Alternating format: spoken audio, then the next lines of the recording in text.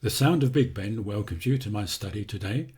I'm going to speak about the interesting parts of English grammar, the parts of speech. I'm going to give you some help with your pronunciation skills, your listening skills, and at the end of the video I'll give you a really good tip for something to say in a spoken exam which will get you more marks with the examiner.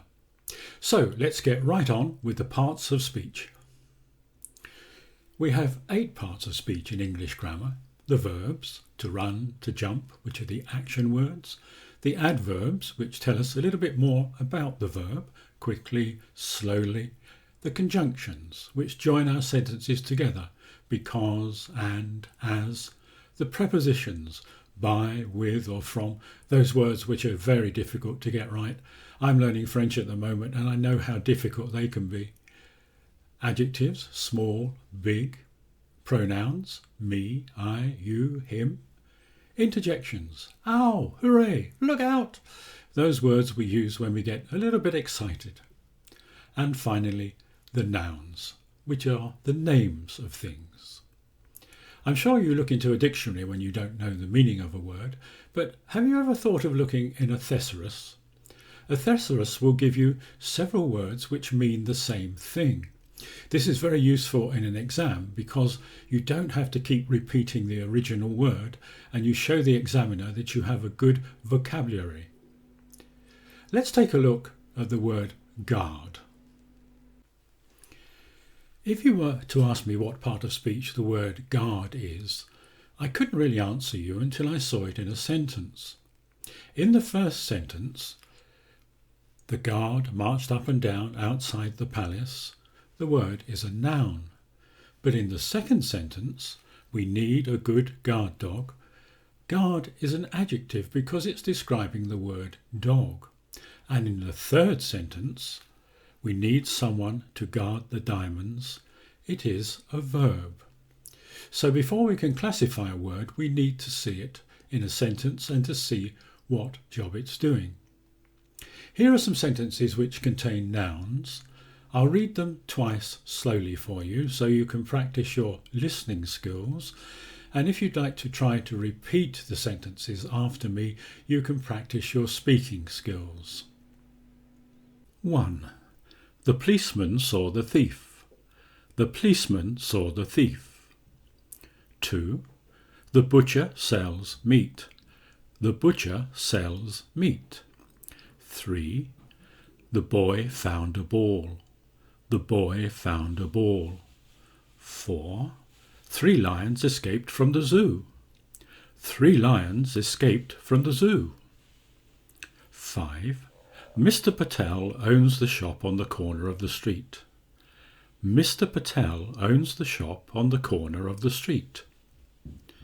There are 5 people nouns here. Did you find them all? I should say a word or two about accents. Do you worry about your accent when you speak English? Well, I shouldn't worry too much, but if you're taking a spoken exam then it obviously is very important. But there are 1.3 billion people who speak English in the world today. Just imagine how differently they sound. And even in these small islands where I live in the United Kingdom, we have variation of dialects. We have Welsh, we have Irish, and we have Scottish. A Scottish person might say, it's a bra bright moonlit nicht the nicht. Do you know ken what I'm saying? And in London we have a group of people called Cockneys. Not so many now. They speak a little bit like this. Let's jump in the old jam jar, go out the frog and toad to the rubber dub dub, and afterwards we'll have a nice Ruby Murray. How about that? Well, I'm sure you couldn't really understand those. And if I spoke like this, you know, I'm going to open this hospital today and I'm very pleased to be here. I would sound a little bit like His Royal Highness Prince Charles. He uses what we call received pronunciation, but not many people speak like that. English is a stressed, timed language. But in our written language, we don't give you any accents, so it's very difficult to know where to put the stress and where to put the timing. You really have to do it by listening to a lot of English to train your ear. I'll read you a story slowly so that you can practice your listening skills. Are you sitting comfortably? Then I'll begin.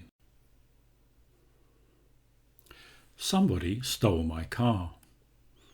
A man was trying to repair a puncture in the rear tyre of his car. A motorist stopped to help him.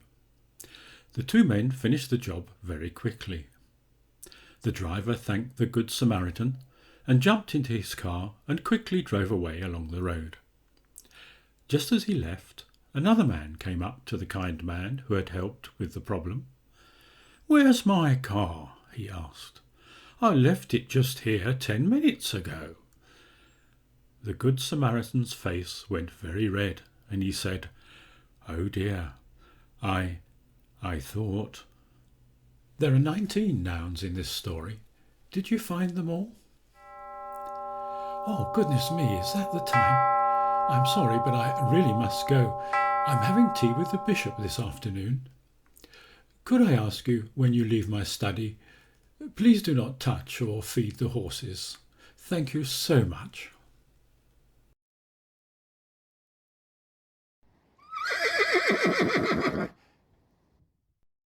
We have a number of ways of saying goodbye in English.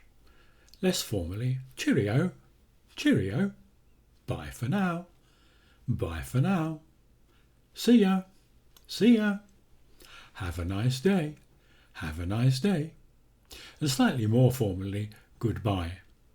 And here's the tip I promised you at the beginning of the video.